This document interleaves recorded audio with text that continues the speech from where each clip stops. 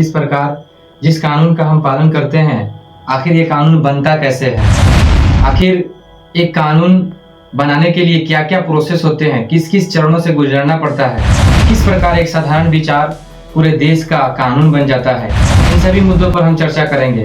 क्या कानून बनाने के लिए हर एक जनता के पास जाने की आवश्यकता पड़ती है? क्या सभी जनता का उसमें योगदान होता है? किस प्रकार कानून हम ही जनता द्वारा चुने गए प्रतिनिधि बनाते हैं? इन सभी प्रक्रिया को जानेंगे।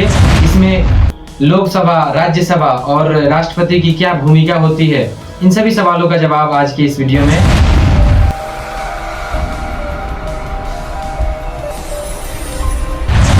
जय हिंद दोस्तों, स्वागत है आप सभी का हमारे इस चैनल में। आज हम पढ़ने वाले हैं भारत में कानून बनाने की प्रक्रिया को। तो चलिए फिर वीडियो की शुरुआत करते हैं।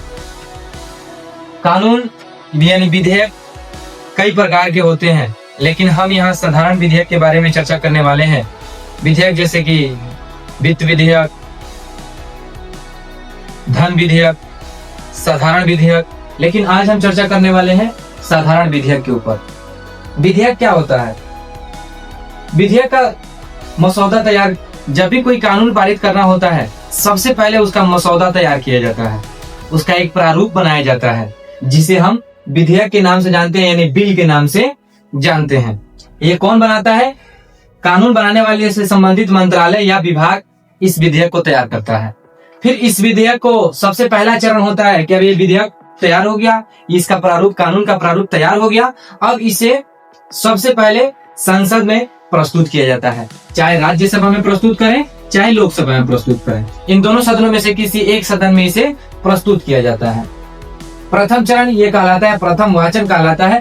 इस प्रथम वाचन में इसे केवल प्रस्तुत किया जाता है, इस पर कोई चर्चा नहीं होती है, केवल इसे प्रस्तुत कर दिया जाता है। फिर उसके बाद द्वितीय चरण शुरू होता है। द्वितीय वाचन में इस पर विस्तार से चर्चा की जाती है। इसका विधेयक के ऊपर अच्छी तरीके से हर व्यक्ति इस पर चर्चा करता है। संसद में जितने भी लोग बैठे होते हैं, जिन जिन लोगों को हम चुन करके भेजे होते हैं, जितने भी लोग वहाँ बैठे होते हैं, सब इस पर विस्तारित चर्चा करते हैं। अगर कोई इसमें दोष दिखाई देती है, कोई दिक्कत इसमें महसूस उन लोग को होता है, तो वो संसदीय समिति के पास इसको भेज देते हैं जांच पड़ताल के लिए कि देखिए कोई इसमें कोई दिक्कत तो नहीं ना है। फिर उसके बाद अब शुरू होती है तीसरा चरण।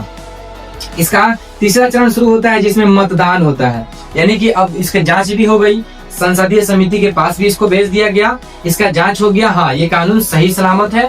अब इस पर मतदान होगा। तो जिसकी मतदान, यानी कानून के पक्ष और विपक्ष में मतदान किया जाएगा। यदि पक्ष में मतदान ज्यादा है, अधिक है, यदि पक्ष में मतदान सर्वाधिक है, तो इस कानून को अब भेजा जाएगा। इस कानून को अब मान लिया किसी राज्यसभा में कानून पेश किया गया था, तो अब इसे लोकसभा में पेश किया गया था, अब इसे राज्यसभा में भेजा जाएगा। सेम वही प्रक्रिया। सबसे पहले इसको राज्यसभा में भेजा जाएगा। इसकी सेम प्रक्रिया होगी, जैसे प्रथम वाचन होगा, यानी इस कानून को पेश किया जाएगा। फिर द्वितीय वाचन होगा, इसमें इस पर विस्तारित चर्चा की जाएगी। विस्तारित चर्चा होने के बाद फिर इसका मतदान होगा। यदि ये लोकसभा से भी, यदि ये राज्यसभा से भी पारित हो गई, राज्यसभा से भी मतदान इसका हो गया और राज्यसभा में भी पारित होगी, तो अब इसको राष्ट्रपति के पास स्वीकृति के लिए भेजा जाएगा। अब राष्ट्रपति की स्वीकृति होगी। अब राष्ट्रपति अगर चाहे तो प्रथम बार इसे स्वीकृति दे सकता है, यानी कहेगा कि भाई इस पर आप पुनर्विचार कीजिए। पुनर्विचार के लिए ये दोबारा राष्ट्रपति इसको भेज सकता है। लेकिन याद रहे, ये साधारण विधेयक के लिए है। साधारण विधेयक के लिए ये कानून है कि राष्ट्रपति इसको पुनर्विचार के लिए भेज सकता है। लेकिन वही अगर धन विधेयक हो तो राष्ट्रपति बाधित है, वो पुनर्विचार के लिए नहीं भेजेगा, उसको उस विधेयक पर स्वीकृति देनी होगी। तो राष्ट्रपति चाहे तो उसे स्वीकृति के लिए भेज भी सकता है या नहीं भी भेज सकता है, डायरेक्ट उस पर अपनी स्वीकृति भी दे सकता है। लेकिन राष्ट्रपति अगर यदि उसको भेजता है वापस, यदि राष्ट्रपति भेजता है पुनर्विचार के लिए, तो पुनर्विचार के बाद यदि फिर उसके पास आया, तो अब राष्ट्रपति बाधित है। अब राष्ट्रपति को हर हाल में स्वीकृति देनी होती है। उसके बाद फिर स्वीकृति मिल जाने के बाद यह कानून तैयार हो जाता है, यानी यह कानून बन करके अब रेडी हो जाती है। तो आई होप कि आपको ये कानून बनने की प्रक्रिया पूरी तरीके से समझ में आ गई होगी। किस प्रकार किसी भी कानून को पारित करने के लिए सबसे पहले उसका मसौदा तैयार किया जाता है, सबसे पहले उसकी प्रारूप तैयार की जाती है, जिसे विधेयक कहा जाता है, यानी बिल कहा जाता है। फिर उसके बाद इसे राज्यसभा या लोकसभा में पेश किया जाता है।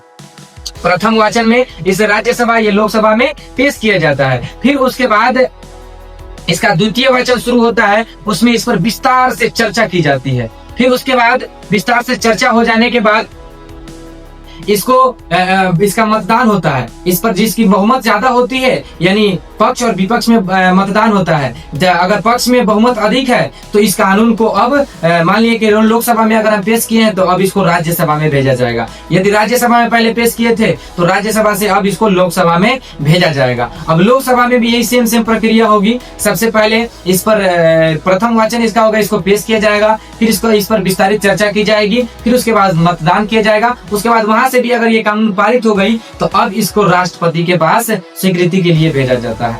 राष्ट्रपति अगर चाहे तो प्रथम बार में सिग्नेचर कर सकता है, प्रथम बार में स्वीकृति दे सकता है, लेकिन अगर राष्ट्रपति चाहे तो फिर इसको दोबारा से पुनर्विचार के लिए भेज भी सकता है। लेकिन ये कानून साधारण विधेयक के लिए है, न कि धन विधेयक, वित्त विधेयक या किसी अन्य विधेयक के लिए। यह साधारण विधेयक के लिए ही होता है। फिर उसके बाद अगर पुनर्विचार करके राष्ट्रपति के पास दोबारा आ गई तो अब वो बाधित है कि उसकी स्वीकृति दे। अब राष्ट्रपति स्वीकृति दे देता है तो वो कानून बनके तैयार हो जाता है। आई होप कि आपको ये जानकारी अच्छी लगी होगी। यदि ये जानकारी अच्छी लगी है तो वीडियो को लाइक कीजिए, चैनल को सब्सक्राइब कीजिए और इसी तरह के ज्ञानवर्धक वीडियो पाने के लिए हमारे साथ जुड़े रहिए। मिलते हैं नेक्स्ट वीडियो में नेक्स्ट रोचक टॉपिक के साथ। तब तक के लिए धन्यवाद। जय हिंद।